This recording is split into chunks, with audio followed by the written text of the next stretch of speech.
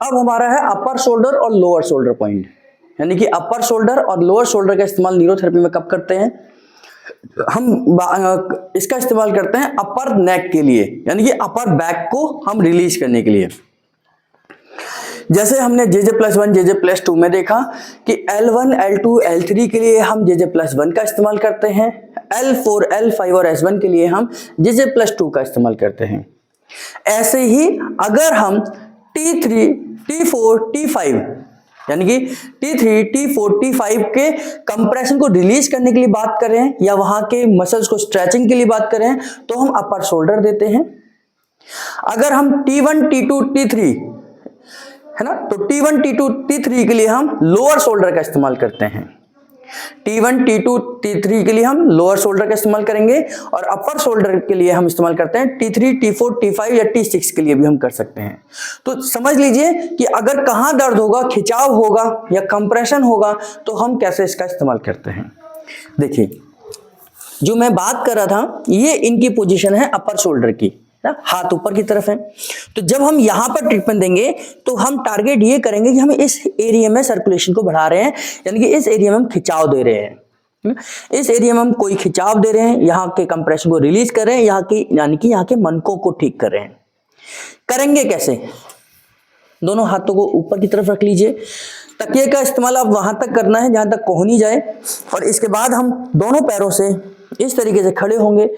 पहले आपकी एड़ियां जाएंगी और पंजे वहीं रहेंगे और धीरे धीरे यहां से खिंचाव देते हुए आप कोहनी की तरफ जाएंगे, ठीक। और यहां से कोहनी को जमीन पर रखकर, मतलब एड़ी को जमीन पर रखकर हल्के हल्के प्रेशर देते हुए नीचे की तरफ आ जाएंगे, उंगलियों तक जाएंगे।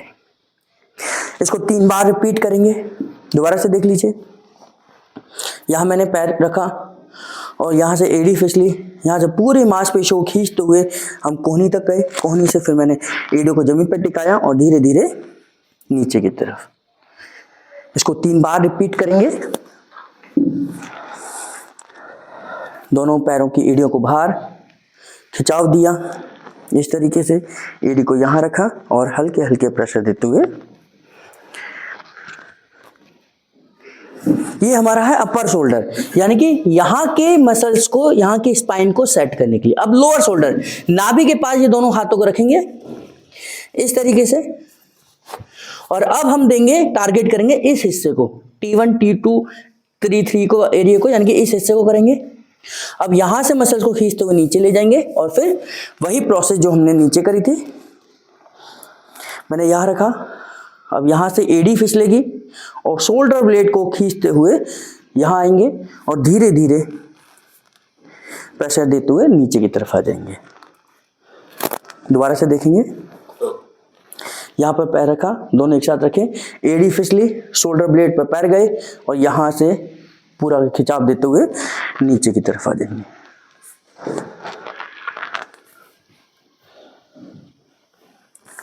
बहुत आराम से देना है, पैर फिसलेंगे, शोल्डर ब्लेड को कवर करते हुए आपके पैर से दोनों मांसपेशियों को खींचते हुए कोहनी तक, और कोहनी से फिर आपकी कलाई तक। हाथ से भी दे सकते हैं अगर आपको लगे तो। यहाँ हाथ रखा हमने, ये रखा, यहाँ से पहले हथेलियाँ फिसली और यहाँ से मांसपेशियों को खींचते हुए शोल्डर, शोल्डर से आपकी मांसपेशियाँ खींचते हुए कोहनी, कोहनी से मांसपेशियाँ कलाई तक।